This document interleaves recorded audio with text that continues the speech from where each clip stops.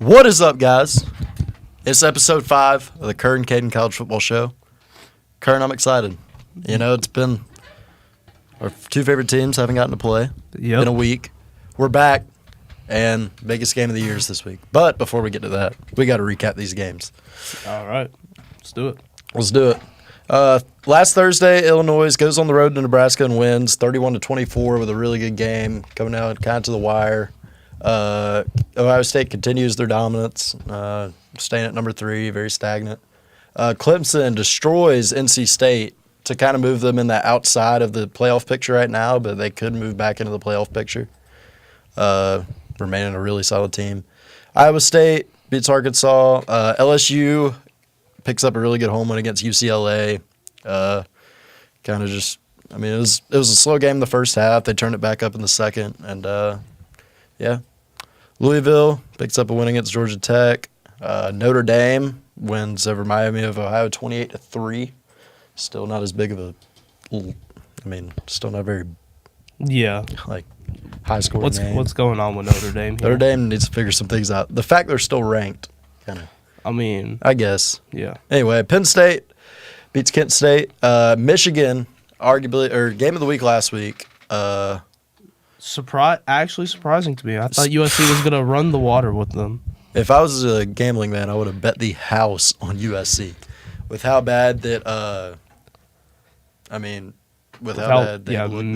oh my God, that's looked terrible this season. And then they just show up out of nowhere. They did show up, and it was a really good football game. Yeah. It was a good football game.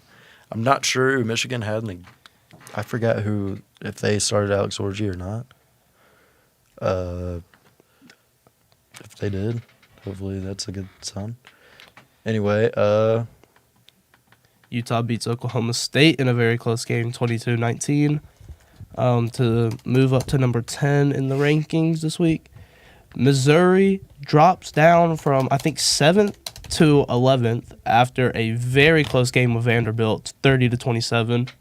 Miami of Florida destroys South Florida. Texas A&M barely escapes Bowling Green. Bowling Green is on something this year. I wouldn't be surprised if they actually shocked a Power 5 team this year because they almost beat Notre Dame this year. Tennessee beats Oklahoma 25-15.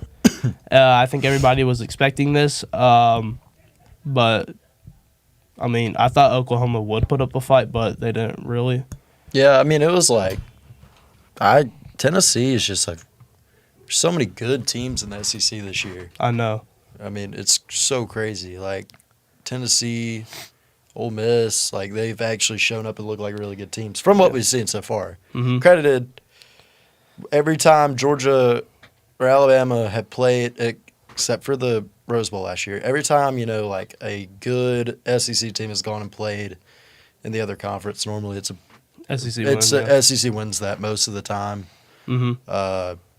So Josh Heupel's a good. If you're coached by a good team, if you're not a Hugh Freeze or a Billy Napier, you most of the time you need a good coach. Yeah, Nick Saban, Kirby Smart, Josh Heupel, those guys. Even Lane Kiffin, those guys like that will always pretty much go in and. Even with you can even go to the NFL and this season, especially in the NFL, I know it's getting off topic, but it's really showing that you need a good coach to win. All these bad teams, for sure, are doing so good because they have the best coaches. But going back to college, we had the quarterback battle of the century: Arch Manning versus General Booty, in an absolute blowout, 51-3. Texas stays at number 1. BYU. Shocking this week. They have been solid and really good this year. Destroyed Kansas State 38-9. That did kind of shock me. BYU. And then just tore them apart. As a Bama fan, it feels good to say this. Arkansas beat Auburn. Once again. I think Auburn may not do. They have to win 4 SEC games to make a bowl game. Dude, Peyton Thorne and Hank Brown looked so bad in that game. Yeah, they were horrible. I thought that Auburn was going to have a solution with Hank Brown Dude, they were horrible. And then Hank Brown throws like 4 picks. Yeah, and then Peyton Thorne threw like 2 or 3 picks. Bro, it was horrible for them. Yeah, I mean, I saw Cam Newton. I saw this video of him break it down the other day. Part of it could be Peyton Thorne, and part of it could just be coaching. Yeah. And I want to say that it's a mixture of both. Because Peyton Thorne has showed flashes of like being a good quarterback. But they're can't coaching. I feel like he's playing scared, and they're coaching, and Auburn fan. It's kind of a mixture of everything. So yeah, I mean that kind of. I don't really have any other games to besides the Colorado game you were telling me about before the show. Yeah, Colorado and Baylor. Let's see. Travis Hunter causes the running back of Baylor makes him fumble into the end zone. While the ball's in the end zone, the Colorado player dives on it, but he doesn't fully land on it and like kicks it out of bounds, sort of. And Colorado fans thought the game ended. Apparently, they all stormed the field. I felt like Baylor should have gotten the ball back after that, but I guess they just stopped the game and gave Colorado the free win because I don't think they wanted to get all those fans out of there. Smart of Colorado fans. Yeah. I mean, I would be freaking out over a Baylor win if I was a fan for Colorado. So. Oh yeah, Baylor just doesn't seem like they're ever a good football team, except for 2012. But 2018 as well, Georgia Baylor Sugar Bowl. Georgia won 41-34. 2018 Sugar Bowl. Anyway, let's talk about Georgia Alabama. Game of the year. I think SEC championship, national championship in week 5. It literally is the biggest game. Game of the year. Forget the national championship. Forget any conference championships. Forget any bowl games. This is game of the year. And you know what? Let's talk about it. Donald Trump will be in the building. Mr. 45 will be in the building. So that's one. Security is going to be pretty jam-packed. Mm-hmm. It's going to be the most packed Tuscaloosa's probably ever been. Yeah. But anyway, let's talk about the actual game. From what I could tell, I'll tell my side. Alabama, I'm gonna say what both teams need to do to win this game. All right. Let's start with Georgia. What they need to do to win this game. We need to have. Let's start off with Jalen Milroe. Jalen Milroe, we have to contend. Jalen Milroe is. I want to classify them as a triple threat. This is his game to prove that he's actually worthy of being a pro quarterback. Hold on. Jalen Milroe is a triple threat quarterback. He has a really good deep ball. He has a really good deep ball, and he can run. Yeah. That paired is a perfect college quarterback. Him and Carson Beck are the complete opposites. Carson Beck can't run. He kind of misses the deep ball. But when you get Jalen Milroe to make 20-yard slants, 18-yard comebacks, Jalen Milroe struggles. That's what Carson Beck does well. That's what NFL quarterbacks do well. Mm-hmm. We have to contain Jalen Milroe. So the secondary's got to step up and get these really fast wideouts. And then defensive line can't let Jalen Milroe get out of the pocket, but they also can't let him stay in the pocket. Yeah. And so linebackers have to do their job of containing him. And that's how Georgia's going to win this game on the defensive side. On the offensive side, our run game has to step. Like our offensive line, I know on defensive line we're getting Michael Williams back, which is he's our best defensive player, number 1 or first round draft pick. And then we're getting Warren Brinson back, who's a really good defensive tackle. We didn't have them in the Kentucky game. That's not why we played close, but anyway, we're getting those two back, so that'll be good for the defensive line. Offensive line needs to play better. They need to stop the holes.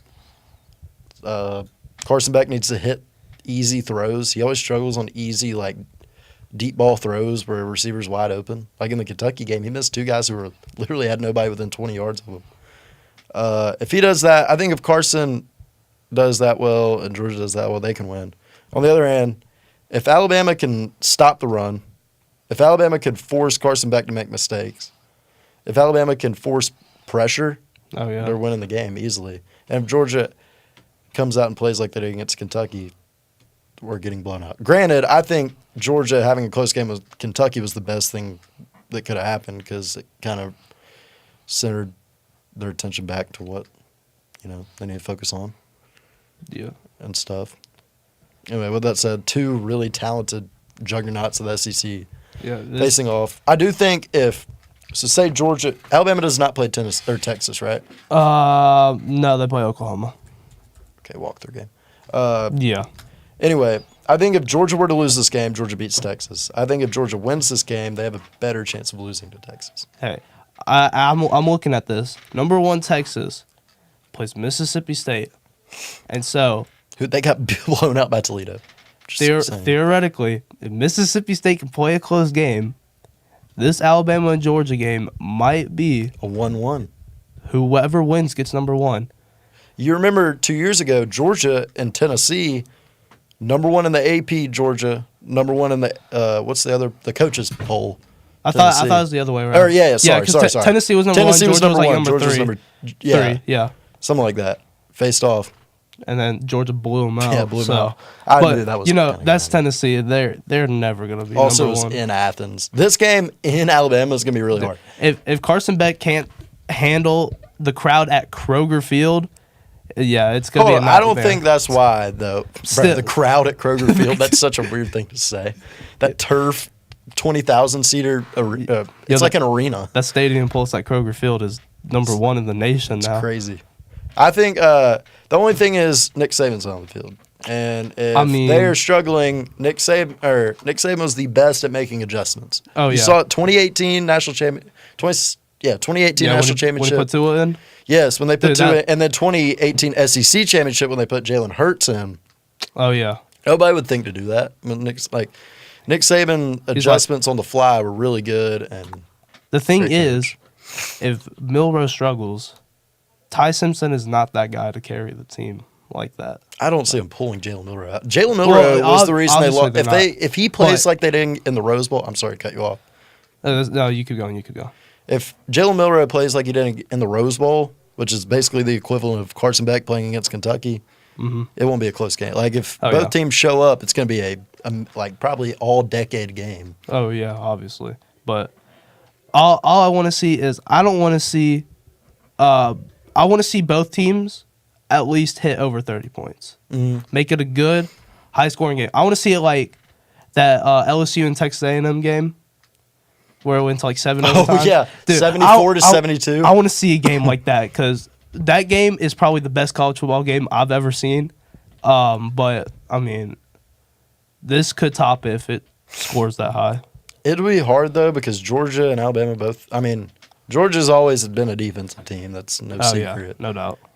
Alabama, their defense was really good last year, and their defense is really good this year. Yeah. It's just all down to which quarterback and which defense is going to play better. Normally the trend is Alabama, Georgia, it's always going to be a 20 or 30, maybe creeping the 40-point game. Yeah.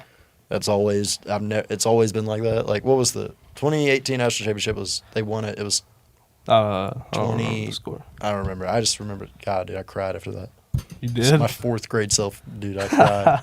Or 5th grade. Dude, that was bad. Anyway, yeah, I cried after the 2021 SEC championship too. So it's fun. Oh wait, and the national championship when we won. Yeah.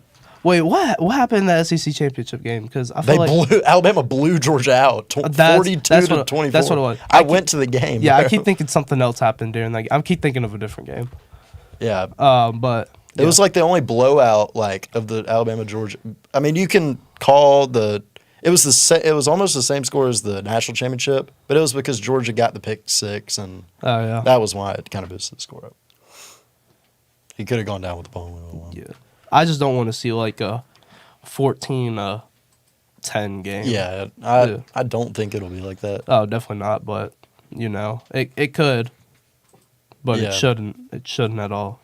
I'm just hoping. I mean, I might go to Tuscaloosa, watch it outside the stadium. If we start losing, I'll probably drive back. I think whoever loses this game is not going to make the SEC championship really? At all. Oh, the SEC championship. Yeah, because